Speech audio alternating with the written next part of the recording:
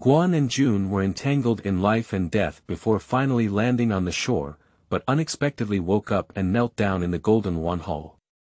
The young man on the throne with a gloomy expression smiled and said he couldn't figure it out, so he let the whole family experience the taste of lighting a sky lamp.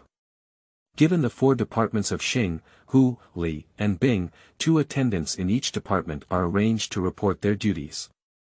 3 attendants, and 2 attendants are arranged to report their duties during the morning, middle, and evening periods, respectively. Additionally, 2 attendants in the same department are not arranged to report their duties during the same time period. How many different arrangements are there for the reporting order of the 8 individuals? Guan and Jun familiar formula. 13824, Guan and Jun consider themselves to be the king of imperial examinations. After crossing the country, they dare not say that the country is unparalleled. It should not be difficult to participate in the imperial examination and become a successful candidate, right? Why did you just become a eunuch? She comforted herself and considered herself half of a career establishment, so she reluctantly gave up. But the whole year 007 is non-stop, without a scientifically clear promotion mechanism, it would be too much. But later, Guan Gonggang, Mr. Zhang said he has dim eyesight and doesn't understand the quantity analysis you taught him. Tell him it's not accurate, and this year's seniority salary will be cancelled. Guan Gonggang, the Minister of Revenue, said he can't do it anymore and requests Ding Yu to serve. If he can ding you, I can't seize the favor. Come back and continue writing. But Guan Youjuan's favorite is still. Guan Gonggang, is it still your spring in palace examination questions for the male and female unified examination this year? That's natural. Keywords of the novel. Me, Gonggang, setting off a frenzy of civil service exams in ancient times without pop-ups. Me, Gonggang, setting off a frenzy of civil service exams in ancient times. Download complete text. Me, Gonggang, setting off a frenzy of civil service exams in ancient times. Latest chapter reading. Chapter 1. Crossing, but lighting the skylight. You are listening at novelfull.audio. Chapter 1 Crossing, but lighting the skylight. Guan and Jun stayed up all night again, and after preparing the materials for tomorrow's meeting of the 2 committees, it was already late at night. When she finally slept soundly and opened her eyes, an alarm sounded in her mind. It's broken. I'm going to be late for the meeting. I have to go to a strawberry planting rural cooperative to cut the ribbon at noon, and in the afternoon, I have to inspect the school's nutrition meals. Yeah. At this moment, Guan Yujun realized that she was kneeling down with a group of men on the blue and gray tiles, and their figures in Hanfu were projected onto the dazzling ground. Most people wear straightforwardness, and the leader wears a crimson round-necked robe. I seem to have seen this ground before in the Forbidden City, and one year I took the civil service exam and asked this question. Which brick kiln did the floor tiles used in the construction of the Forbidden City during the reign of Zhu Di come from? A. Suzhou Lumu brick kiln. B. Badaling Great Wall brick kiln. C. Tongshan Dalingshai brick kiln. D. Shaoxing Yu kiln in Zhejiang. Unfortunately, she chose the wrong question and missed the interview by 1 point. Later on, she also specialized in researching the floor tiles in the Golden Luan Hall, which are also called golden bricks. The brick body produced by Suzhou Lumu brick kiln is delicate and dense, with no holes when broken, and there is a sound of gold and stone when struck, which can effectively prevent assassins from digging tunnels and assassinating. She remembers that their group of people also went to visit and learn together. Thinking about this, Guan and Jun reached out to knock on this brick. Hey, if there is really a sound of gold and stone, then this brick is real. Ha! Guan and Jun looked up slightly, covered in cold sweat, and saw a huge Xuanda furnace with silver cloud dragon pattern copper on top of the 9 layers of jade steps. The incense burner kept emitting a wisp of green smoke, which smelled a bit like the fragrance of dragon saliva. Although it was pleasant, it was somewhat too strong. Then came the imperial throne dragon chair, and the people on the chair seemed young. Their faces in the hazy smoke revealed a light and clear white, like jade wrapped in mist. The hazy beauty of mountains smeared with clouds is nothing more than that. The young man was stepping on the surface of the dragon chair with an unrestrained foot, leaning against the large pillow on his side. Even through the smoke, Guan and Jun could feel the young man's gaze like a falcon falling on their kneeling backs, making them feel like a light shining on their back. What, can't you count it yet? In that case, tonight we will meet at the entrance of the market. It is also the loyalty of all the officials to be able to illuminate the four corners of the capital with the form of lighting the sky lamp. Upon hearing these words, Guan and Jun did not ponder deeply, but felt that his voice was ethereal, as if it were a well of water, cold soaked in the sky stars. It may sound good, but it's also like a cold spring swirling around one's body, with every pore emitting a chill, making one's mind clear. Then, Guan and Jun understood the tone beyond what the young man had said. Light the sky lamp. Isn't it? I wouldn't have traveled to the evil feudal dynasty myself, would I? It seems that in order to answer her guess, the old man in a crimson robe kneeling at the front, Ji Shou. Holy Master. I am not convinced. Is it because of my unintentional mistake that the entire clan must bear the responsibility of extermination? I assure you with my life that I have no ulterior motives in reporting on the arrangements of 8 courtiers in the 4 departments of punishment, household, ritual, and military. The emperor requests that the old minister arrange 3, and 2 attendants to perform their duties in 3 time periods. Morning, noon, and evening, respectively, and that 2 attendants of the same department are not arranged to report their duties at the same time period. I am completely unaware of the fact that those 2 assassins came together, and can only say that no coincidence can be written. I hope the Holy See can observe every detail. If the Holy One must blame me, please only accept the guilt of the old minister. It's not enough to bring disaster to my family.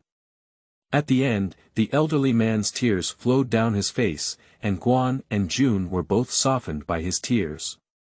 He said, "What's wrong with this foolish ruler?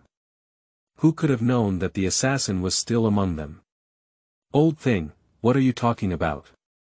I just asked you how many different arrangements are there for the reporting order of these 8 people. What are you doing by talking about these useless things? It seems that you are being stubborn. Someone should come." The young man standing up impatiently, Guan Yujun was able to see his full face. He was only wearing a lake blue Taoist robe, without a hat, nor a crown or hair tie. The black hair of crow feather, like 10,000 dots, was only draped down in an unruly manner, making his complexion even whiter and more gloomy. He just casually waved his hand, and the brocade guards dressed in flying fish uniforms who had been waiting on the side like wolves and tigers rushed forward with a swoop. They each set up 2 kneeling members of the Guan clan, ready to drag them out mist grass. Come on, really.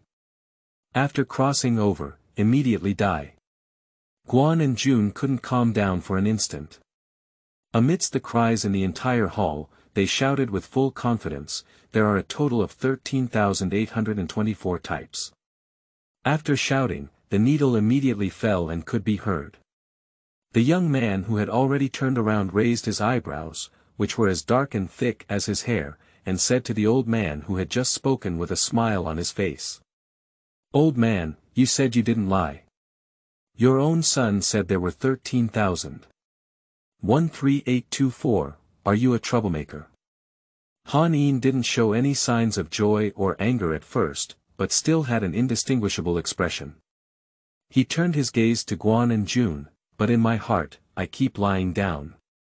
Sleeping trough, is this dog thing deliberately fabricated to avoid death?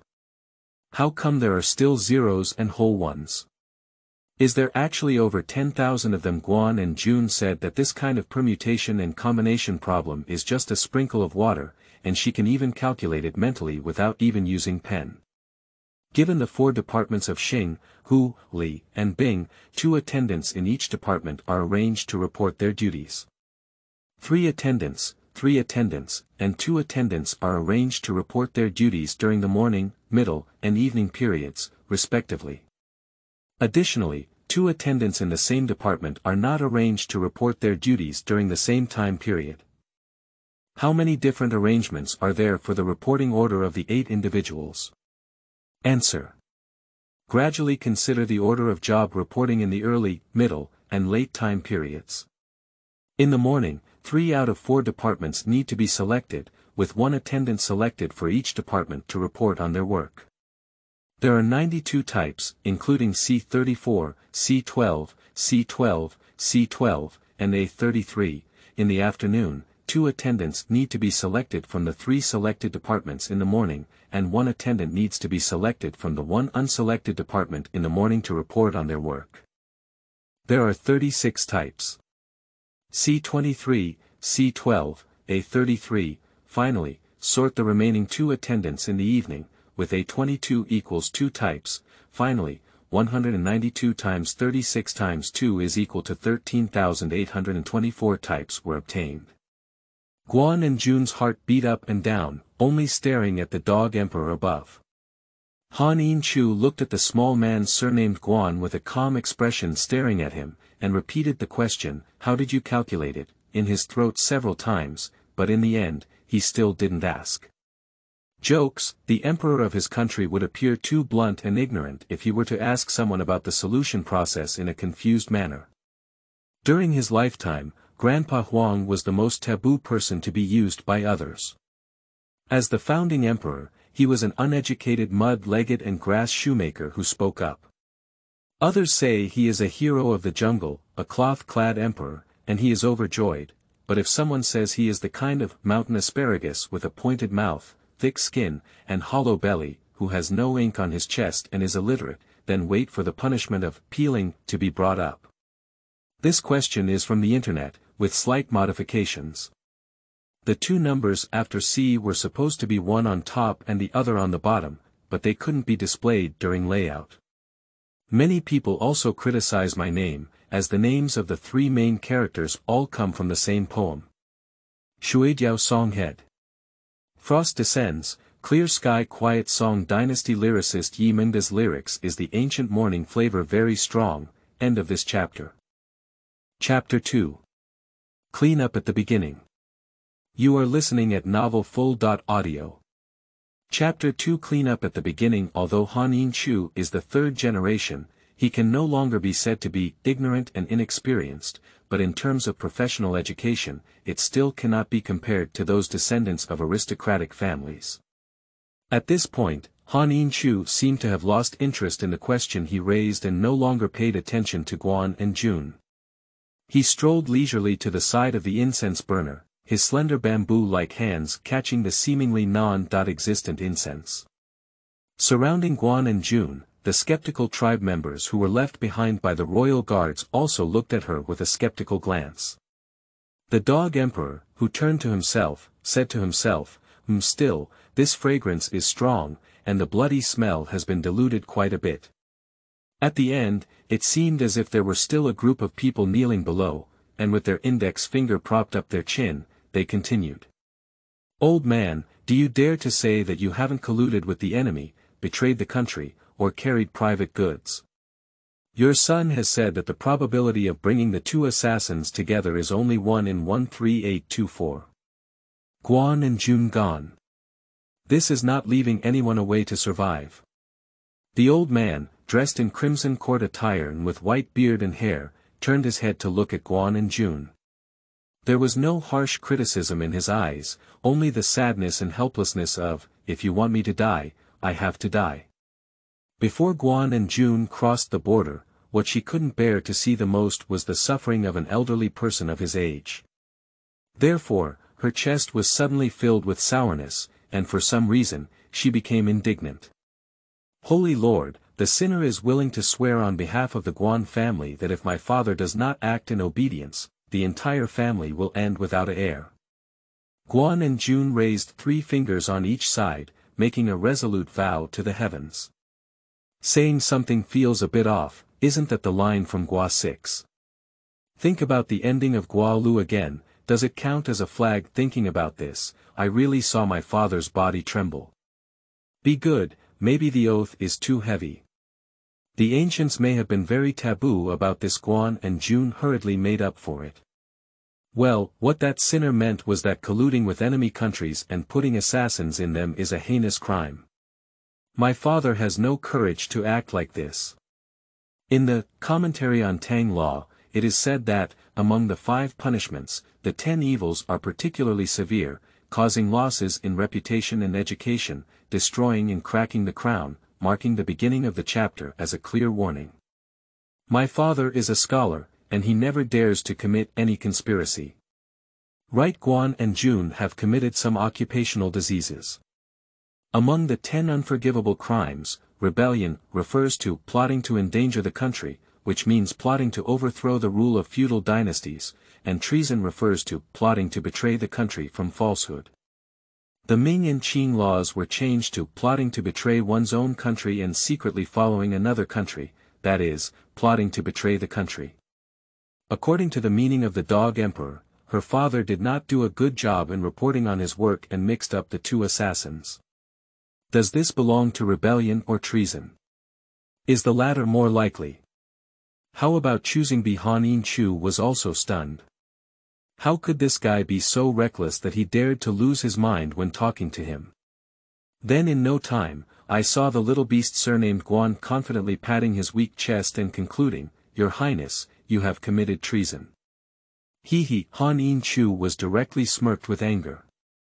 He suddenly didn't want the life of the Guan family anymore.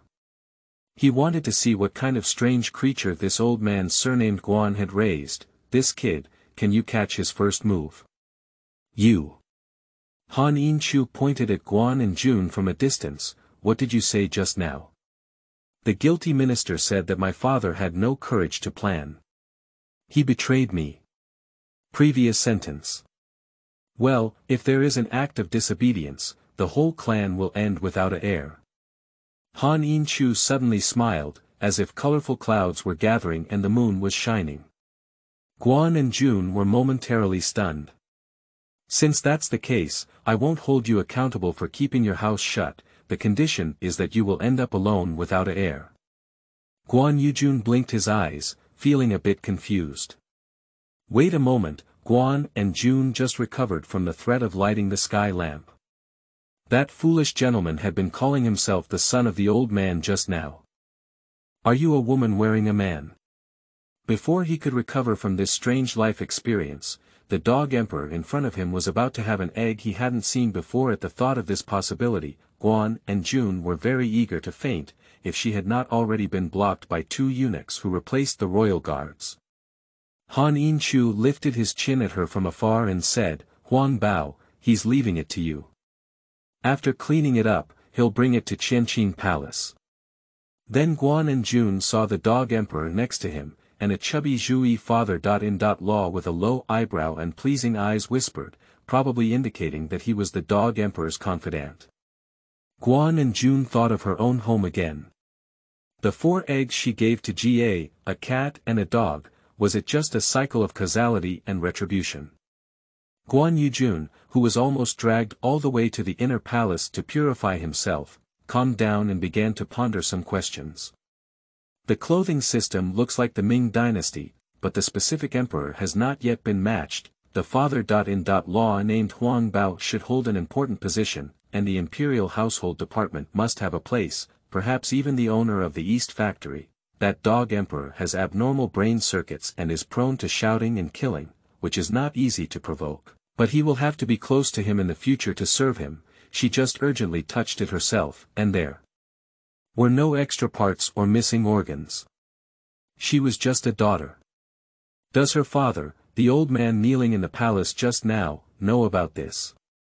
But the top priority is no longer whether her father knows, but whether the entire clean room will soon be known. Guan and Jun were about to cry without tears. As they walked further and further away, they all saw a small hill, about not far from the pure body room. But I saw Huang Bao walking at the forefront with a spring breeze on his face, talking to a supervisor who was digging a canal ahead. There is a spring on the small hill, bubbling with water, the craftsmen pushing carts to transport soil around come and go, just like ants moving houses when it's going to rain. The supervisor was very polite to him, dressed in embroidered silk and still bowing to Huang Bao, saying, "Hello Huang Gonggong." Huang Bao waved his hand. "Young Master Xia, thank you very much. The Empress Dowager's 40th birthday is coming soon. She has been thinking about this watering canal for a long time. Can it be completed as scheduled?" The young Master Xia said, "Don't worry, my father.in.law. Although the amount of excavation is more than expected, even if we have to dig up nearly 3,000 pieces of soil, it is still worth it for the Empress Dowager's 1,000-year-old birthday." Guan and Jun couldn't hear it accurately, only vaguely hearing something about the 3,000 mu soil, and then he was carried to accelerate his steps towards a row of shady small houses. As soon as Huang Bao entered the door, he flipped his clothes and sat down confidently. After pouring himself tea, he took a strong sip and said, "This herbal tea is still the best." After entering the house, Guan and Jun also felt waves of heat coming in. It turned out that there was still a brazier standing in the corner of the room. At this moment, she was still thinking. No wonder the clean room is also called a silkworm room. Originally, people in the inner palace were quite concerned about the knowledge of purification. Castration, also known as corruption, is prone to stroke, so it is necessary to create a warm and intimate room, just like raising silkworms. After enjoying it, Huang Bao began to blow his beard and stare. "Hey! What's wrong with you little brats? You're still waiting for me to get started." End of this chapter. Chapter 3. Knowledge is Power. You are listening at novelfull.audio. Chapter 3. Knowledge is power. Before he could finish speaking, Guan Yujun was restrained by several eunuchs who were busy binding him to a specialized purification bed. One of the eunuchs was searching for a suitable purification knife that could drink countless blood on a nearby knife rack. Guan Yujun, who was tied up in a clean bed and unable to move, saw the snowy and strangely shaped knife getting closer and closer to him, and suddenly felt his mind spinning rapidly. Speaking slowly and quickly, Guan Yujun watched as the eunuch with a knife walked towards him with a pitiful expression, and suddenly shouted, "Huang Bao, does the Holy One know what you have done?" There was a strong sense of fear and trembling in the voice, as well as a hint of crying. Huang Bao knocked on the teacup and inexplicably said, "Isn't it because the Holy Emperor taught me to castrate you? I pooh. Only cows, horses, and mules use the word geld.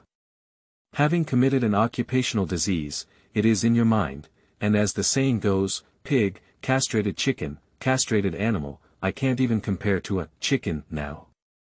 Guan Yujun shook his head and threw a bunch of irrelevant knowledge out of his mind. "Huang Bao, I just heard what you said to the supervisor. The project you undertook has a big problem. If the Holy One finds out..." Huang Bao was filled with question marks. He didn't take on the project himself, but the Empress Dowager's nephew took it on. Can his relatives still harm his aunt? But as it concerns the royal family, there are some things that need to be kept in mind. Huang Bao waved his hand, and besides Guan and Jun, all the eunuchs rushed out in unison. Finally, Huang Bao added, "If anyone goes outside and chews on their tongue, be careful of your tongue." "Yes." Huang Gonggong. After a series of deterrents, Huang Baokai nodded to Guan and Jun, "Speak up." Guan and Jun wriggled their bound hands and feet. The meaning was self-evident. "Huang Bao. I really let this kid control me. After reluctantly releasing Guan and Jun, I secretly swore in my heart that if this kid dared to make any more demands, I would personally castrate him." Huang Bao Gong, just now that adult said he wants to dig up nearly 3,000 pieces of soil, but in fact, he can't use that much. "Oh. Can you tell me approximately how much dendrobium soil needs to be excavated?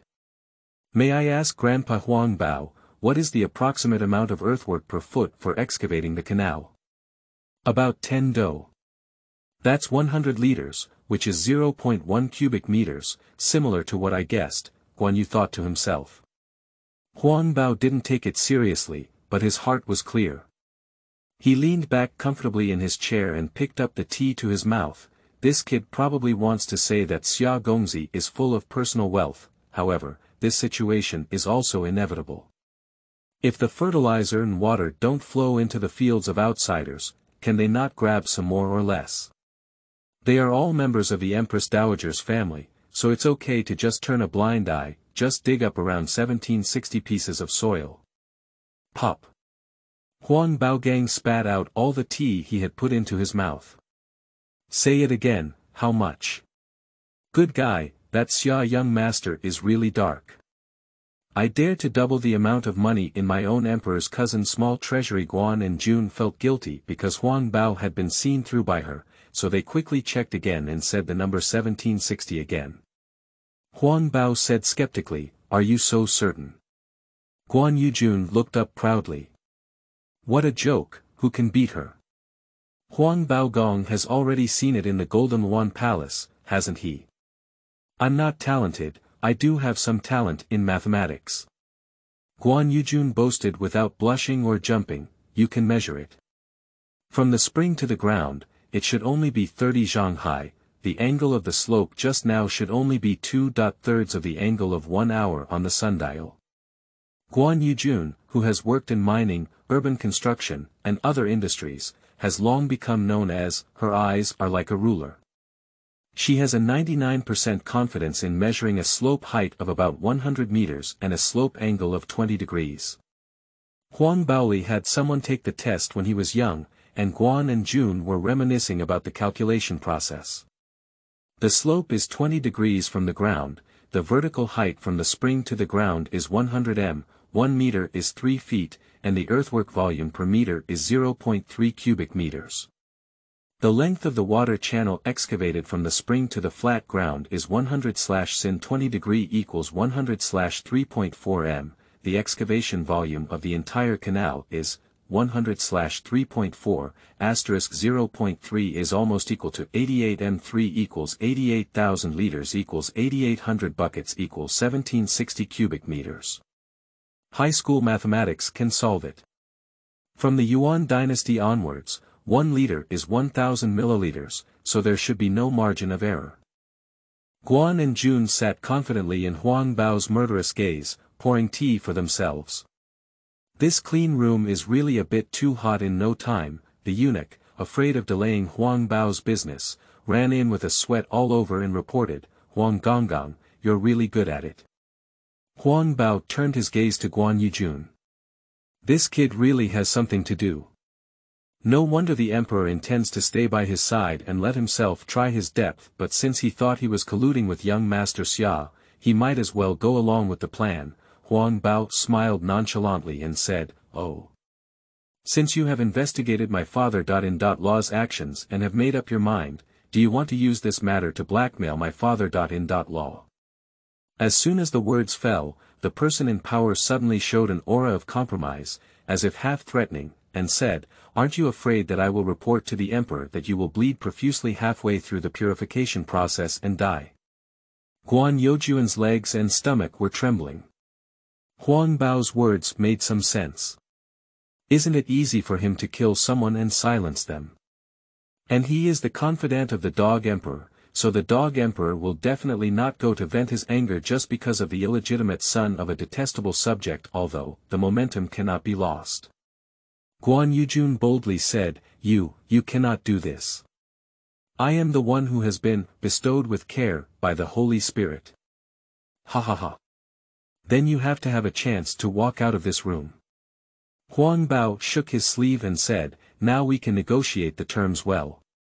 Unexpectedly, to Huang Bao's surprise, Guan Yujun, who was originally sitting next to him, knelt down on the ground with a silky smoothness, hugging his thigh and shouting in tears. Huang Bao, please hurt me, Huang Bao. To be honest with you, I have been a eunuch since I was young. Even if I don't need to purify myself, I don't have that kind of function. I really don't need your father.in-law to work hard.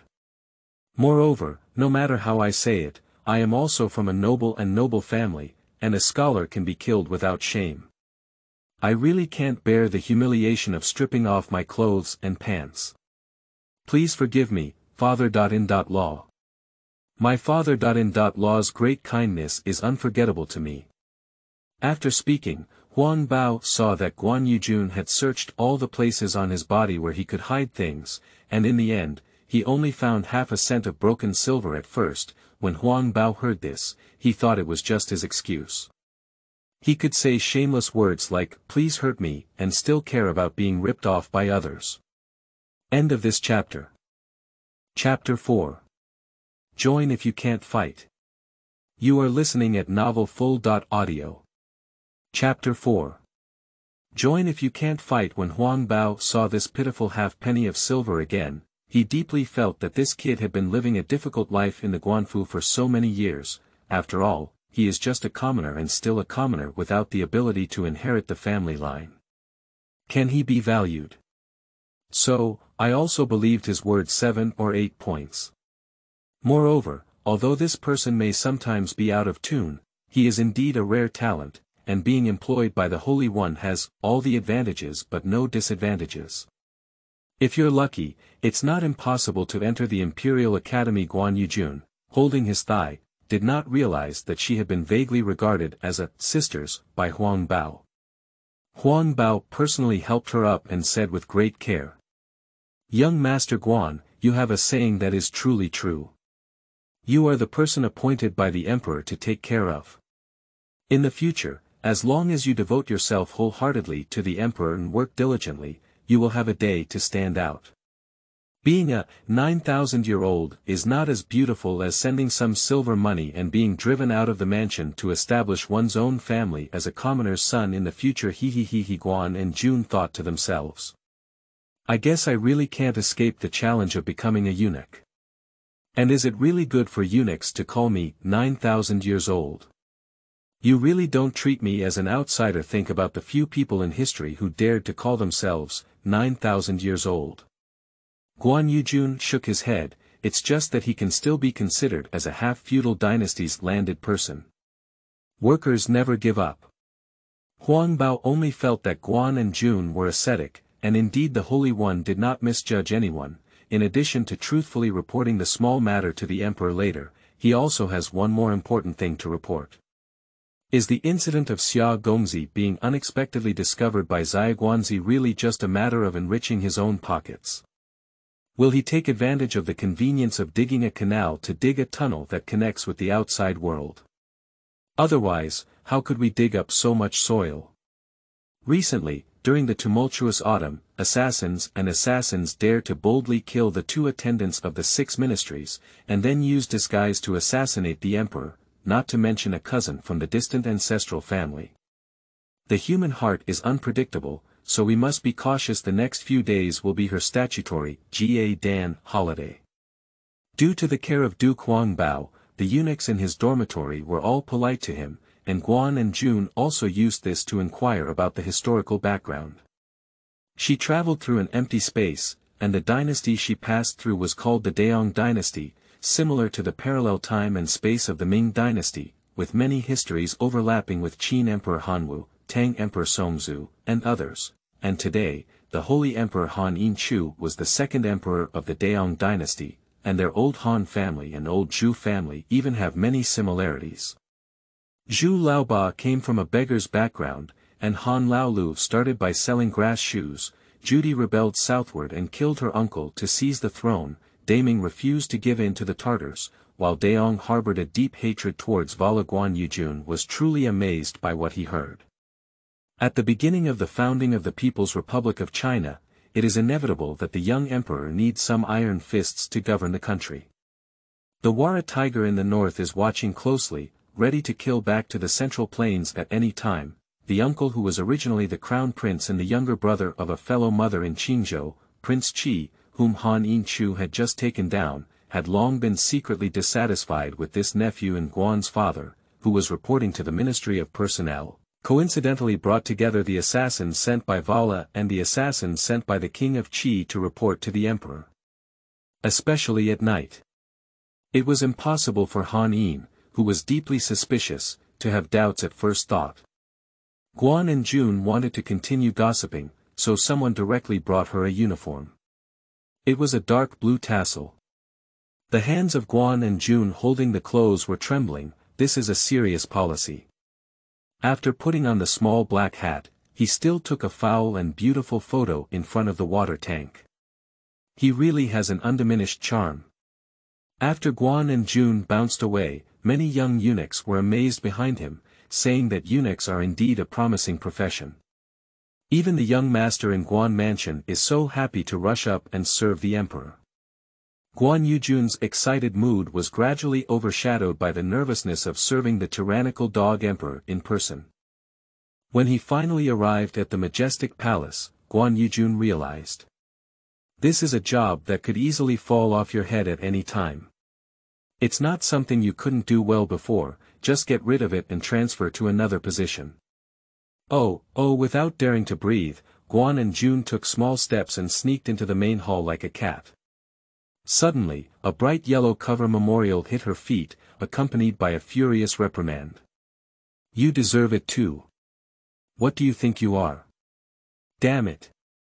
Guan and Jun were stunned on the spot. Didn't you call me here? Now you want to PUA me again. It's not very interesting anymore. Huang Bao, who was quick-witted, kicked Guan Yujun on the back knee and knelt down with the people in the palace, saying, Holy Master, calm down. The dragon's body is important. Guan and Jun knelt down and, by the way, read clearly what was written on the memorial. Officials such as Li Shen and Fu Lang secretly recruited wizards to use witchcraft against the Holy Emperor. The Emperor has taken the courage to take down the leaders of these rebellious lords and follow the law to serve as a warning to others. Signature. King Han Lai of Qi. Is Jia the king of Qi who sent assassins? So this memorial is very interesting. Combined with Han Yinchu's furious expression, Guan and Juancy have no doubt that this is a memorial that pierces the lung tube. Not to mention directly dealing with officials, even the princes of the domain do not have local judicial power. Even if they are punished, they should be escorted to Beijing. How can they easily use lynching? And more interestingly, why use excuses like witchcraft? Isn't it more logical to use rebellions, colluding with foreign enemies, and so on? So Guan and Jun believed that the few people who reported to King Qi were themselves the least likely to rebel. Sure enough. Li Shen and others are in charge of the defense of Qingzhou. He just killed people like this, hoping to support the army and respect himself, and even deluding himself to be his imperial younger brother. Han Yin initially said with a mocking and sneering tone. Oh, by the way, this Han Lai's biological brother is the crown prince who was slaughtered by Han Yin for the first time. After the death of the father of the former crown prince, Han Yinchu, Emperor Taizu did not register Han Yinchu as the crown prince, but instead registered Han Yinchu's second uncle as the crown prince. This unlucky second uncle had no children under his command. Just when everyone thought he would continue to appoint his younger brother, Prince Qi, as the crown prince, Han Yinchu launched a coup with several uncles after the death of Taizu, forcing his second uncle to die. Similarly, King Qi has become his biggest hidden danger today. The degree of importance placed on princes who can use names such as Qi, Chu, Jin, and Qin to confer titles on them during the spring and autumn and warring states periods can be seen. Jizhou, Yanzhou, Shuzhou, Yangzhou, Jingzhou, Yuzhou, Yongzhou, Yizhou, and Qingzhou are the ancient 9 states. The fiefdom of King Qi was in Qingzhou, and his manpower, material resources, and financial resources were all outstanding among the vassal states. If King Qi Hanlai had a firm heart to oppose Han Yinchu, he would have enough for Han Yinchu to drink a pot. Huang Bao waved his hand and the kneeling crowd rushed out. When Guan and Jun also planned to pat their buttocks and leave, before they could fully stand up, Huang Bao stepped on her hem. Guan Yujun. End of this chapter. Chapter 5. Entering the office of Ritual Supervisor. You are listening at novelfull.audio. Chapter 5. Entering the office of Ritual Supervisor. Huang Bao asked cautiously, Your Highness, do we really have no reason to punish the great rebellion and unruly crime of King Qi? Han Yinchu was still wearing a Taoist robe, lifted his wide robe, and scattered the memorial on the table. Take a look, these are all memorials from Qingzhou to impeach the king of Qi. They are nothing more than trivial matters such as mistreating the queen, favoring concubines, seeking pleasure, indulging servants and bullying the market. More serious, they are nothing more than illegal acts and no evidence, but the crimes of murder, unjust imprisonment, and other beheadings reported by the royal guards have been reported to the capital without anyone reporting to them. Guan and Jun were well aware that the king of Qi had one hand covering the sky in Qingzhou, and he must have strictly guarded every pass and checkpoint, strictly prohibiting any memorials or people that were unfavorable to him from being transmitted to the capital. However, since he dares to allow the memorials that accuse him of not cultivating personal morality to enter the capital, I believe it is also for the sake of this nephew and emperor. The subtext is, "Vertical son, what are you doing to me?" He didn't pay much attention to the surveillance of the royal guards. If Han Yinchu had warned the court and the public that he would deal with the king of Qi because of the small report made by the royal guards, the king of Qi would have more reason to turn rebellion into uprising. The proclamation of condemnation has been prepared by Guan and Jun for the king of Qi. You have all seen it. It was my suspicious nephew who used the royal guards to monitor me, and he forced me to change my temperament greatly. So this king of Qi is like a prickly hedgehog. If he doesn't handle it well, the princes of each clan are likely to be eager to follow suit and shake the throne that he has just taken from Han Yin. But what does all of this have to do with her relationship with Jun? Guan Yujun yawned and fell asleep. As soon as Han Yinchu lowered his eyes, he saw Guan Yujun with a bored expression on his face. He was extremely angry and laughed back. Why is it that he has to suffer and be tortured alone? He is not doing well, and no one else can think of it. Xiaguanzi, Han Yinchu's words seemed to carry a hook, and Guan and Jun directly stirred up their spirits. Guan Yujun lifted his head and happened to gaze into Han Yinchu's clear and watery black eyes, like a pool of water on top of high-quality obsidian. In addition, his beautiful eye shape is like a stunning flower blooming on obsidian. How could a man be so beautiful as to be so indescribable? Guan and Jun are out of sync with their flower fanatics. Xiao Guanzi, the assassin sent by the king of Qi, is still in prison, but he refuses to admit that he was sent by the king of Qi even if he speaks Mandarin with a broken Qingzhou dialect. I want to send you and him back to Qingzhou together. I don't know how my uncle Wang will react. Guan Yujun. Is it still necessary to guess? Then I'll just go ahead and say, next year's grave grass will be 5 feet tall. Nyendi, the watery eyes of this kid are not filled with blue waves, but with black water. With a flattering smile, Guan Yujun said, Your Highness, the king of Qi's brutal behavior in Qingzhou is likely to have caused anger and resentment among the people, which has damaged the prestige of the heavenly family. How could such virtues be worthy of governing a region and protecting its people? I dare to offer a plan and swear to help the Holy Spirit eliminate this evil tumor. Huang Bao kicked Guan and Jun. Xiao Guan, you should call yourself a servant. Han Yinchu reached out and said, no problem. Xiao Guan, what kind of good plan do you have? Let me explain it in detail. If I think what you're saying is reasonable, I'll reward you. Guan Yujun's eyes lit up and he said, Holy Master, slaves, slaves. Guan and Jun held back for a long time without producing a servant. Seeing that Han Yinchu, who was in charge, had no intention of blaming him, he skipped this part directly. Your Highness, may I ask what kind of reward method is it?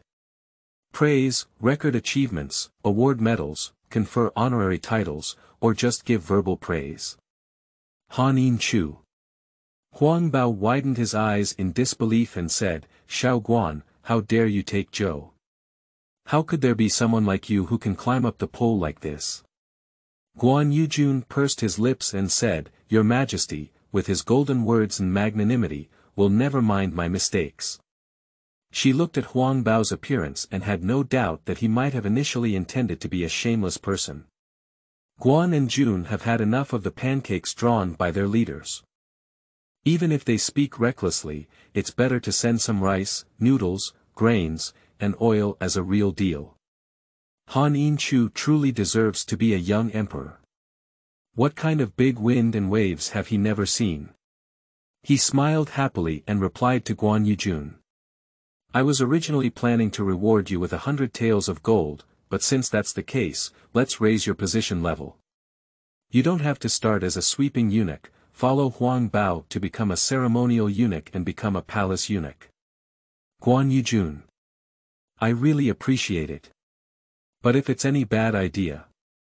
Guan and Jun's heart rose to his throat, then get out of the imperial horse guards in the 12 prisons and feed them. Get some horse manure. Guan and Jun. Nima. Seeing Guan and Junshuang's eggplant-like appearance, Han Yin-chu smiled happily, and Huang Bao was stunned. Xia Guanzi, since that's the case, let's talk about your strategy. This is not over yet. After she finished speaking, the dog emperor felt lost in thought and did not agree or deny it. He just asked Huang Bao to convene important officials to attend the Deyong executive meeting at the Taihe Gate. As soon as Han Yin-chu stepped out of the threshold with 1 foot, Ling Ling's voice came from the wind. Xiao Guanzi, categorize all the memorials, whether by person or by matter. In short, when I come back, I need to see these memorials arranged in an orderly manner. Guan and Jun. I recall the fear of being dominated by my supervisor when I worked in a company back then, but wait a moment, is she officially entering the officialdom? I think she is really destined to be with you, and even in ancient times, she can still work within the system. Thinking of this possibility, Guan and Jun's mood was not very bad either. While humming a song, he began to work on the memorial beside his head.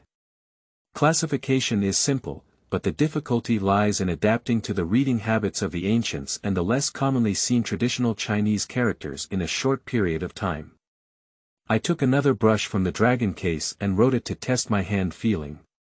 I exclaimed that soul wearing is like a high-end game, directly mastering the mysteries of calligraphy level 9. Guan and Jun stretched their arms. This task is too simple, isn't it? It didn't take long to finish. Is Han Yin-chu always slacking off when he goes to court every day? Isn't it good to criticize such basic memorials? Before I could finish my emotions, I saw 2 eunuchs working together to carry a camphor wood box into the palace, gently placing it in front of Guan and Jun. We'll have another box later. Take your time with this little trick. Guan and Jun gone. Guan and Jun looked at the memorial while muttering, I'll beat you with a steel whip and beat you to death, you living bastard. Although singing in his mouth, his hands were constantly tidying up. After quickly browsing through the content, he quickly placed a stack of classified memorials on the ground. On her side, she didn't stop, but on Han Yin-chu's side, it seemed indifferent. Han Yin-chu sat alone in a water pavilion, let the palace maid serve a plate of snacks, and then waved for Huang Bao to come and eat. Huang Bao dared not speak in fear. End of this chapter. Chapter 6. A good cousin with thief heart but no thief dare. You are listening at novelfull.audio. Chapter 6. A good cousin with thief heart but no thief dare. Han Yin-chu raised his thick eyebrows and said, Huang Bao, why are you so inseparable? You raised me since I was young, so there's no need for our relationship. Huang Bao bravely interrupted him. It is the benevolence of the Holy Emperor to cherish old relationships and make Huang Bao the eunuch of the imperial household department. However, those who are slaves should not be proud of their favor, rather, they should be more loyal to their duties in order to protect this bond. The sage is young, the country is determined, and strong enemies surround him. Huang Bao lives day and night. Hey hey hey. Han Yin-chu reached out and interrupted Huang Bao, you're the only one who says such flattery. Aren't you afraid I'll turn my back? Huang Bao finally laughed foolishly. Master, this is different from the royal mansion. I don't know what's going on. As soon as I entered the Forbidden City, I unconsciously spoke like that. Sit down, sit down. Han Yin-chu lifted his chin and let Huang Bao sit on the stone bench, collapsing himself in the chair. In this palace, There is also a mix of various forces, and I can only dare to confide in you from the side of this spacious water pavilion. Just now Guan talked to you about that idea, and I think there is a way. Prince Qi, my good uncle Wang, is really a major concern for me at the moment. I can't do without it. If we follow Guan Yujun's advice that war is not a bloody sword, that is truly the best strategy. I'm just afraid that the king of Qi will have something to do with the north. The Han family all hate Walla, wouldn't the king of Qi be so foolish? Huang Bao continued. Han Yin initially rubbed his temples with a headache. Who can say for sure? My good uncle Wang has always been rebellious, and apart from his grandfather, no one can control him. Since he dares to have a head and tail with the people in the court, it is impossible to guarantee that he will do anything more deceitful to his teachers and ancestors. Speaking of the court, Huang Bao had to mention Guan and Jun. Holy Master, do you think Xiaoguan Gongzi is a useful person? Han Yinchu cast his gaze elsewhere, and the crystal-clear eyes seemed to have thought of something, flashing with a hint of playfulness. When it comes to using people, one must be skeptical, and even when it comes to doubting people, one must also use them. Moreover, this small hurdle is really an interesting and talented person. By the way, I asked you to take him to clean up. How did he react? Huang Bao truthfully told Guan Yujun that he was a heavenly eunuch, and that Xia Gongzi was greedy for ink.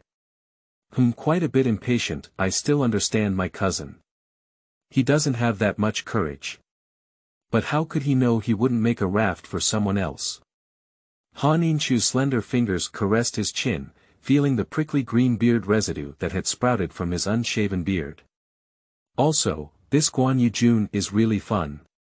Not only is one good at mathematics and quick in thinking, but one can even see some tricks in engineering matters. From his plan to deal with King Qi, it seems that there is also a lot of bad water in his stomach. The East Factory really needs talents like him. Guan Yujun, who was organizing the memorial, sneezed and rubbed his nose. Who is speaking ill of me? And after whispering to Huang Bao, Han Yinchu in this room asked him to bring his good cousin over. Lin pointed to the things on the table and asked Huang Bao to take another plate with him. Xia Rizin received a message from Grandpa Huang Bao, but on his way to the water pavilion, he was sweating profusely in spring. Huang Bao hinted to him that 2 sentences were about the canal. He recalled the scene he met Huang Bao last time along the way, and he probably didn't say a word wrong. He kept slowing down his breathing. Maybe his cousin who loves to chop people was thinking to ask because he had never managed this canal before. Just be honest with yourself. After all, I am also his own cousin. Can I just cut myself down with a word of disagreement? Although he kills like chopping melons and vegetables, those are all guilty people after all. Along the way, giving himself psychological hints, Xia Rizin took a deep breath and entered the water pavilion where the curtains were blowing wildly. It has to be said that his cousin has really grown a good skin bag. He only dresses neatly on horseback, and at any moment around him, he always wears such loose clothes with a very relaxed expression. Like in the royal mansion, wearing only a one-water Taoist robe, unwilling to tie hair or wear a crown, still looking like a slender young man, at this moment, he was lying on the beautiful woman's bed, disregarding his demeanor. He was wearing a fine-necked, large-sleeved, four-fold cloud-patterned, blue sky and water Taoist robe, crossed his legs, revealing a pair of low-heeled, light-faced red silk monk shoes. One foot stomped on it so loudly. With one arm resting under the head and the other hand holding a golden folding fan, the unfolded fan covers the face, blocking the shimmering golden light rising with the breeze on the lake surface. From Xia Rizin's perspective, one can see the bulging cheeks and slightly open red lips under his tall nose, indicating that he is chewing something. With a plop sound, the young man spat out a round object from his mouth, and it rolled to Xia Rizin's feet. Xia Rizin lowered his head and saw a clean duck neck. He couldn't help but breathe a sigh of relief. Suddenly, with a loud pop sound, the folding fan closed and the young man who stepped on it remained unchanged. He turned his face towards him, his vermilion lips slightly parted, and a playful voice sounded. "Cousin, It's in vain for me to trust you so much, why did you do such a thing to harm me? As soon as Xia Rizhen raised his eyes, he saw Han Yinchu give him a cold look, and in an instant, it was like the moon falling on a silver spear, with a cold and cool aura spreading throughout his muscles and bones. He limped under his very spineless feet and knelt down with a thud.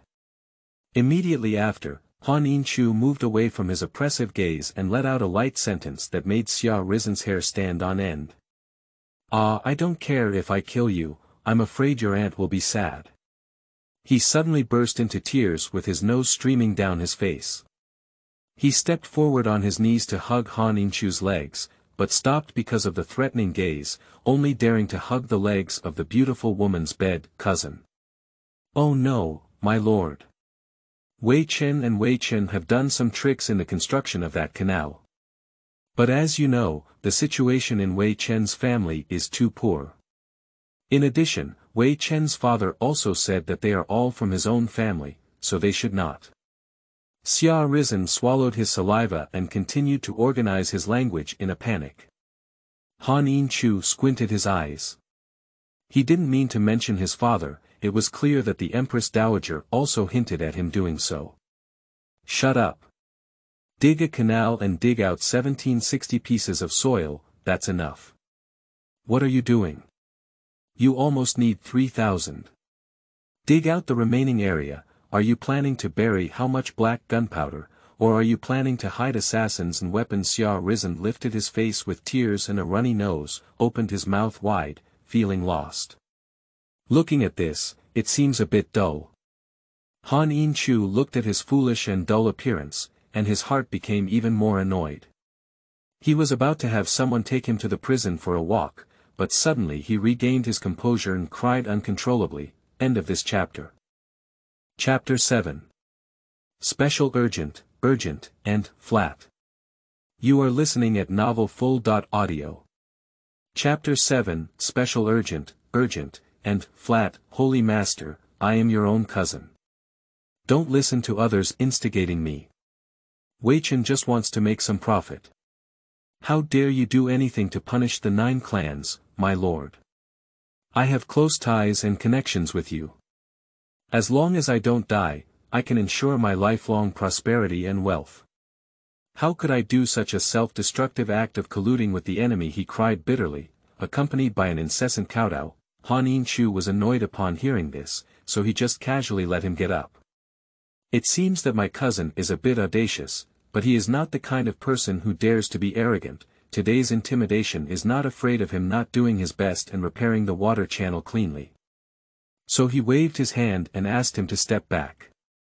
Summer Forest, who consciously regained his life, gradually returned to his original position, taking a long time to regain his limbs. He first wiped a handful of sweat off his forehead and accidentally rubbed it against the swollen and red forehead. With a hiss, he sucked in the air and finally stood up on his knees, exhausted all his strength. Han Yinchu gave him a slanted glance and said with no joy or sadness, "Go to the hospital and apply medicine yourself." Xia Rizhen was about to kneel down and thank N, but Han Yinchu stopped his movements and continued to cover his face with a folding fan. As Xia Rizhen limped away, the cold gaze of the emperor's cousin towards him still lingered in his mind. If you ignore your gaze and only look at your face, it is truly a rare and beautiful color in the world. It seems that just on that jade face, one can see all the rivers and lakes, and capture the charm of the world. Just the mountains and rivers are treacherous, and the flat lakes are surging. Under the surface of his jade-faced young master, he has never been a kind person. When Han Yinchu stepped into the heart-nourishing hall again, he imagined that Guan and Jun, who had 3 heads and 6 arms, was not only not burdened by memorials, but also had neatly classified memorials on the dragon case. He himself was sleeping happily on the pillar. When did he finish organizing it? Han Yinchu asked a guard. About half an hour, the guard replied in a low voice. So he slept like this for a long time. To report to the emperor, it's not true. He first asked us when we had dinner, but no one paid attention to him. Then, he asked his father in law for directions and went out to dig and eat. we stopped him from leaving, but he said he had finished organizing and would go back after having a meal. Do you still say that those who work as servants in the palace cannot make people unable to eat enough? Han Yin frowned at the beginning, which was a clear and honest reason. How long did he go? It wasn't long before I returned to the Holy Spirit. It was indeed go and go, go and go, and it only took about a stick of incense. That means this kid has been sleeping for at least an hour and a half. Han Yinshu squinted his eyes and looked at the person sleeping soundly in the corner of the wall, but his hands were itching. This is a memorial that has been piled up for 3 days in 2 capitals, 1 and 13 provinces. He finished dividing it in half an hour. And with such good sleep, I have never slept so peacefully like him before. I'll see for myself later. If he dares to play some clever tricks and wants to randomly divide and fool people, why not give him a waist cut? Ouch. Guan and Jun were sleeping soundly, dreaming of a plate of plump pork elbows. Just as they were about to feast on them, they were suddenly pushed and forced to leave the pillar they had been leaning on. Who's so short? At the end of the conversation, Guan Yujun saw those monk shoes and swallowed his saliva. Just dressed so unusually in the deep palace, will there be a second person? Did the owner of these shoes kick themselves just now? Guan and Jun wanted to cry without tears, but they still had to grit their teeth and say, Holy Master, slaves and servants deserve to die. I'm blocking your way. No problem, since I'm tired of organizing, I have to take a break. Han Yinshu seemed to be in a good mood. He put on his sleeves and made a farmer's pose, swaying his body before squatting next to Guan Yujun. While inspecting, he calmly asked, how did they all get separated? Guan and Jun respectively pointed to 3 large stacks. These are all from the 3 ministers of the 6 departments, as well as the imperial censors of the capital of the imperial censorate, the Minister of Political Affairs, the Minister of Political Affairs, and the Minister of Dali Temple, as well as several adults such as the 3 officials, and 3 solicitors. Roughly equivalent to parallel writing. The large stack in the middle is the memorials from various provinces and regions. I have classified them according to the jurisdiction of the Proclamation Political Commissioner's Office, the Criminal Investigation Commissioner's Office, and the Commander's Office. These are all ascending texts. The 3 departments are responsible for civil affairs, criminal detention, and military affairs, which is easy to understand. As for the rest of these, they are all kinds of memorials written by prefects, prefectures, and supervisor of the county in various places. These are written by leaping over the line. Han Yinshu casually took a look at 2 books and said, which ones should I see first? Guan and Jun pointed their slender, onion-white fingertips, and the words, urgent, on the cover caught their eyes. Han Yinshu raised his long eyebrows and as expected, he saw other memorials with words written on their skins. There are always 3 types, urgent, urgent, or flat, and even thoughtfully written with suggested processing deadlines. Guan and Jun's dog legs said, Your Highness, if you show me these memorials, the cabinet elders won't be angry, will they? Hey, these memorials are indeed a bit fun to organize. Your Highness, take a look. Han Yinshu vaguely felt a bit strange, but he still looked at the draft made by the cabinet above, with a memorial spread out in Guan Yujun's hands. Hiss. Saint, if Duke Bingbai knew that it was the cabinet draft I showed you, he wouldn't be jealous, would he? Guan Yujun continued with an exaggerated tone, even though it wasn't over yet. Holy Master, you left me in the heart-nourishing hall today. If the 6 ministers find out, they won't beat me, will they? The 6 ministers are really scary. Unlike me, I only feel sorry for the saints. Learn the jealous tricks of the women in the backyard again, and cut off your tongue. Anyway, without a tongue, you can still write a memorial. Han Yinshu coldly closed a memorial and stood up, his tall figure casting a shadow that happened to envelop Guan and Jun. The last word, up, got stuck in my throat and couldn't get up or down. In the end, Guan Yujun blushed a lot. Seeing his appearance, Han Yin-chu finally felt some pleasure, as if it wasn't him who had threatened to cut someone's tongue just now. He asked with a spring breeze on his face. But it's a small hurdle, your categorization is still too general and doesn't help me with my daily workload at all. The voice of Han Yin-chu seems to be particularly distant and thought-provoking when uploaded. He Guan Yujun sneered and knew that you, the dog emperor, were going to be picky. Joke, is the promulgation of the regulations on the handling of official documents a waste of time? Using the logic of official documents to help you divide memorials is really like using a butcher's knife to kill chickens, okay? Holy Master, I haven't finished speaking yet. End of this chapter. Chapter 8. The True Story of AQ. You are listening at novelfull.audio. Chapter 8. The True Story of AQ. These separated articles can be further subdivided into memorials for major issues discussed and submitted to the Holy See for preview by various departments, yamen, and departments, a memorial on decisions and deployments made on certain important matters in the local area, reprimands and praises given to certain subordinates, and changes made to inappropriate government orders made by subordinates, in order to improve people's livelihoods or promote compliance and awareness of national policies and regulations within their jurisdiction, such as memorials prohibiting the conversion of lakes to farmland. Notice, a memorial that provides insights and solutions to well-known events. Opinion, a memorial for recommending local officials, reporting on petitions, and informing the Holy See of other important information. Notification, directly reporting work and reflecting on the situation, as well as responding to the memorial previously inquired by the Holy One.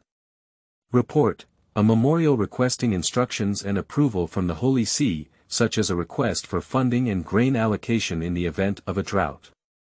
Request for approval. There are also other miscellaneous negotiation documents that the officials who submitted feel need to be reviewed by the Holy Emperor. Letter. Guan and Jun spoke in an orderly manner, and the guards, eunuchs, and palace maids on duty in the palace all looked at him one after another. Han Yin-chu. He pursed his lips, which were even more watery than those of a woman, and remained silent. This guy really didn't underestimate him. After a long time, Han Yin-chu finally regained his voice and pointed to a corner of a memorial that was clearly scattered and not intended to be organized, asking, "What are those for?" "Oh, those, my lord, are nothing more than official articles like greetings, gratitude, and approval. They are not worth reading." Han Yin-chu's eyes widened slightly. "Is there so much?" Then he turned his gaze to Guan Yujun and said, "Isn't this kid too arrogant? He said he wouldn't let himself look, so he wouldn't look after thinking about it for a while and then giving up. Isn't it necessary to sneer at those bullshit flattery?" Finally, looking at the memorials stacked back on the dragon case, I was truly curious. "Zhiaguanzi, you're so capable. What's going on with those on the dragon case?" At the beginning of Han Yin-chu, there was even a faint feeling of competing with him. "Is it true that there is nothing hard to hold on to him?" Guan and Jun chuckled twice. "Holy Master, those are extremely secretive things reported by officials from various departments. After reading 2 lines, I realized that they were not what I should read, so I put them back for you. All of them are memorials of utmost importance. What top secret, confidential, secret? You can divide it up yourself." Guan and Jun's stomach slander. There are 2 types of memorials. Those reporting official matters are called notebooks, and those reporting private matters are called memorials. The test book should be printed, and the memorial should not be used. And on the dragon case, without exception, all are memorials. Some of the memorials contain confidential information about reporting, which is not something he should read. Even worse, after reporting some military and state affairs, she wants to live longer with you. Looking at Guan Yujun's appearance of avoiding the memorial on the dragon case like a snake or scorpion, Han Yin-chu felt very happy. Oh. Besides the memorials played by officials at all levels, what else is there? Guan Yujun shrugged and said, "The secret news that the royal guards have reported to you is even more important. This servant cannot read it. The small report made by the royal guards cannot be considered as a formal document, can it? Fortunately, the small notebook written by the royal guards and the memorials used by everyone are different. If she accidentally sees any secret recipe, she probably will set a record for the earliest reincarnation of a time traveler. Han Yin-chu took 2 steps around her, and the last step was to step up the steps and approach the dragon chair. The sound was like increasingly intricate drumbeats, inexplicably causing tension and putting pressure on people. Han Yin-chu turned the dragon chair into a bed and lazily lay down on it. With a wave of his hand, a young eunuch brought a cup of fragrant tea to Guan and Jun's eyes. Having said so much, let's have a cup of pu'er to moisten our throat. Han Yin-chu leaned in with one hand and said to Guan and Jun thoughtfully. Guan and Jun took a sniff, their eyes lit up. Be good, this is the best spring tea. Guan Yujun popped out his starry eyes and said, Your Highness, then you're welcome. Thank you, Your Highness, for giving me a drink. Guan Yojun's dignified gratitude was just taken into his mouth, and before he could taste anything, the demon of Han Yin-chu whispered.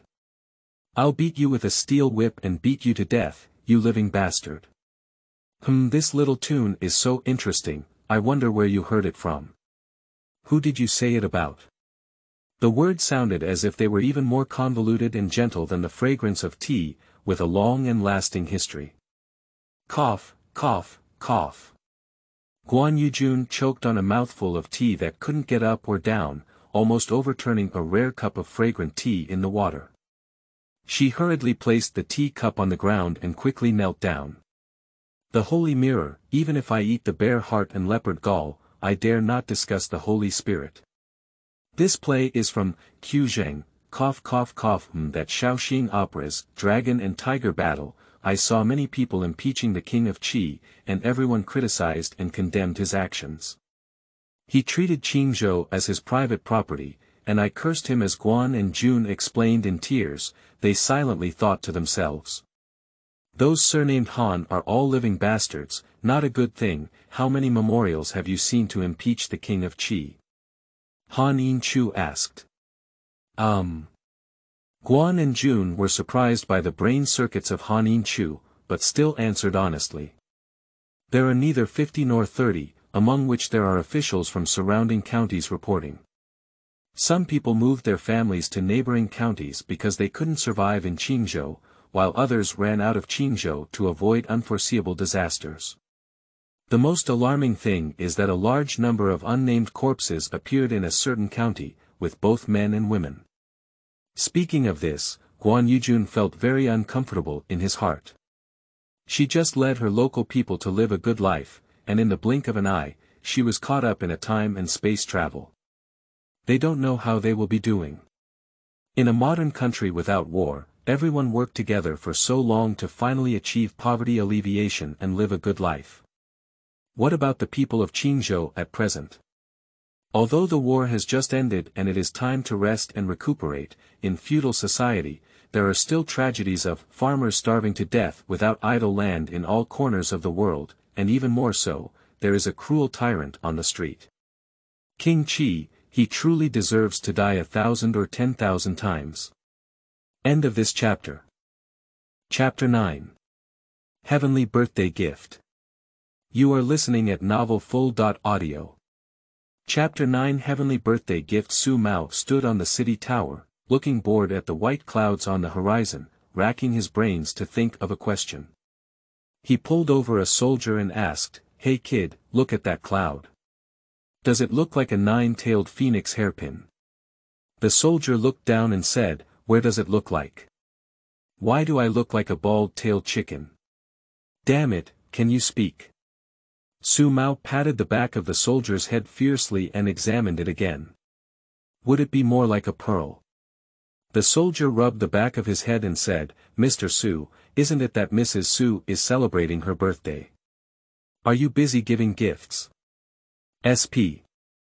Su Mao spat on the ground and said, Does that yellow-faced woman also deserve me to give gifts? Is it the old lady? That doesn't have to be so expensive. As you said, can't I slaughter a bald-tailed chicken and give it away? Ah! Looking at the foolish appearance of the soldier, Su Mao rolled his eyes in anger and said, "It's the Empress Lu of the King of Qi. She's the old lady who will celebrate her 18th birthday next month." The soldier was even more puzzled and said, "Why is 18 called Old Man's Family? And it seems that Princess Qi doesn't have the surname Lu, right?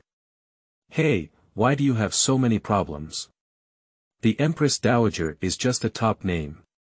When did the King of Qi ever make her the Empress Dowager? I'll tell you, whoever the King of Qi dotes on is the Empress Dowager." The soldier's dead duck's mouth was stiff and stubborn. "But who knows who His Highness the Prince of Qi likes next month? As far as I know, the concubines favored by the Prince of Qi have surnames Zhao, Qian, Sun, and Li. What if Lady Lu loses her favor next month?" "Huh, you're a bit brainy, kid." Su Mao laughed heartily. "I won't do it this time. I've been lucky for over half a year. They've all threatened to depose the current queen. But didn't Princess Qi marry during the reign of Emperor Taizu? This can also be abolished casually. Hey kid, don't you understand what I said earlier? In the territory of Qingzhou, even the imperial edict has to be ranked back. His Highness Qi's words are more useful than the imperial edict." As he was speaking, suddenly there was a commotion below. "What's going on below?" Su, who couldn't find a suitable gift, got angry and leaned down to shout. "This official, please kindly open another city gate for your convenience." Below are a group of burly men driving and pulling large and small packages. The leader arched his hand, looked up, and shouted to Su Mao. They pulled a lot of things and a long queue, but the city gate was only half open and the largest carriage couldn't pass through. Not only that, the inspection also takes extra time, and many passers-by keep complaining about blocking the way. The King of Qi has instructed that suspicious individuals are strictly prohibited from entering and leaving Qingzhou. Passengers and merchants must carefully investigate, but this group of people will take half a day. Urge what? Su Mao personally went downstairs and glared angrily at the complaining passers-by. Everyone dared not touch his mold, so they had to queue quietly and wait. "This young master, we are escorts from Dengzhou Prefecture, entrusted to deliver the 80th birthday gift to our guest, the old lord of Guizhou's hometown. We kindly request your convenience, and this small sum of silver will be treated as a small gift to treat everyone to wine." The dart leader tugged at Su Mao and delivered a bulging package of things. Without hesitation, Su Mao put it into his sleeve. "It's easy to say, how can we not delay the elderly's birthday? But the King of Qi ordered that all vehicles and goods coming and going must be opened and inspected to prevent thieves from entering the peaceful territory of Qingzhou. I think it's not difficult, is it?" Su Mao bared a mouthful of yellow teeth, and the mouse's eyes were even smaller than mung beans. "They are all fabrics, local products, and other items. Please rest assured to inspect them," said the lead escort. With a wave of his hand, he instructed the escorts to open the boxes and wait for inspection. Su Mao's people came forward to inspect with ease and familiarity, and because they had received the benefits this time, they did not follow any other people's things randomly. "What is this? Open it quickly." A soldier impatiently urged an escort who was unloading the rope. The head escort opened his mouth and explained. "Don't blame me, sir. This is the biggest and most valuable birthday gift for the old Fengjun. It's a arhat bed. Loading and unloading requires some effort." "Shoo," Su Chao snorted disdainfully, "it's just a bed. Where else can it be valuable? Go." His words eventually drowned in his throat. "The arhat bed in front of me is really expensive at first sight. The four-legged legs around the box-shaped couch are used to support, with the bottom hooked inward and shaped like a horse's hoof. The left, right, and back are all covered with thick solid wooden boards, inlaid with various agate, mother.in.law, and ivory carvings. Almost blinding people's eyes. Not only that, but the carved phoenix curls with grass patterns on the fence are also lifelike, paired with gorgeous decorations, like a phoenix with emerald feathers made of gold, stone, and enamel. What's more, the Arhat bed is not only beautiful in shape, but also can smell a faint fragrance when standing far away, which is supposed to help sleep. Su Mao stumbled and pointed to the boxes that were packed with the bed, asking, "What are these?" The Dart leader explained. "Oh, these are all small things that are matched with the Arhat bed, such as Kong tables, chessboards, ancient books, etc. The master has collected them to relieve the old lady's boredom. There is also a box of citron, which is a type of fruit specially designed for smelling." Xiang Yuan. "Can this smell good?" Su Maonahan said. The Dart leader also shrugged in disbelief and said, "Who knows," the tone of a wealthy person. "We, as big and rough people, don't understand. Darling, how much silver does the gemstone set on it cost?" Su Mao touched the bed and sniffed deeply, fascinated. It was all the smell of money. That's a big mistake. A gemstone is just a dead object, and this wood is truly valuable and precious." "Oh. How do you say that?" "This wood is one of the 3 national treasures of Ava. What is it called?" "Oh, golden camphor." Upon hearing the words of the bodyguard, Su Feizai suddenly realized that it was really true. "I only focused on looking at the gemstones embedded on it, and didn't notice any glimmers of gold shining on the bed surface. Only by touching it with your hands did you realize that it was the color of wood, paired with water ripples in the formation. The golden thread seems to be rising layer by layer. Although it is yellow wood, it seems to make people's eyes turn red. Lying on it and dreaming, I'm afraid there will always be scenes of golden rain in the dream. Not to mention being fortunate enough to be a beauty. If you take the Arhat bed to take concubine Lu away, why don't you worry about being blown to the pillow by His Highness the King of Qi?" Su Mao touched the bed while daydreaming, giggling foolishly. "Poor Lord, poor Lord." The escort leader called out many times without any response. "Head."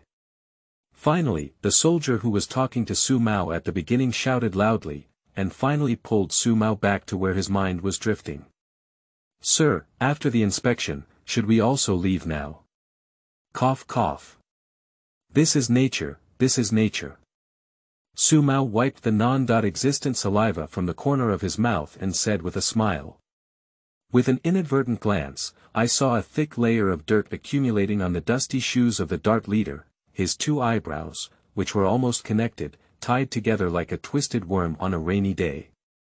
"Brother escort, you should have earned a lot as bodyguards. Why are you still wearing rough leather jackets that ordinary people, merchants, infantry, and you dinkai wear? You are better at protecting your feet as bodyguards."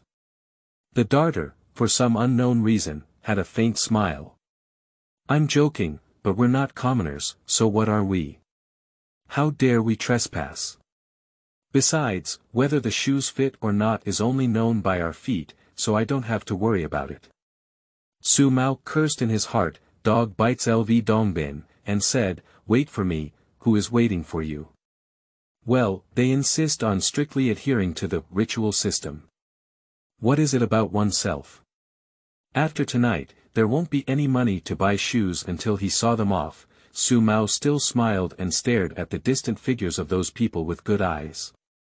"Head, why are you laughing?" The soldier scratched his head, unsure. What do you know, kid? What a great birthday gift." "Yeah." The soldier also nodded like pounding garlic. "How fortunate is that old Lord Feng. What a good bed. Isn't that right?" End of this chapter. Chapter 10. I want to take a vacation. You are listening at novelfull.audio. Chapter 10. I want to take a vacation. The next day, the soldier noticed that there seemed to be something wrong with the person on duty.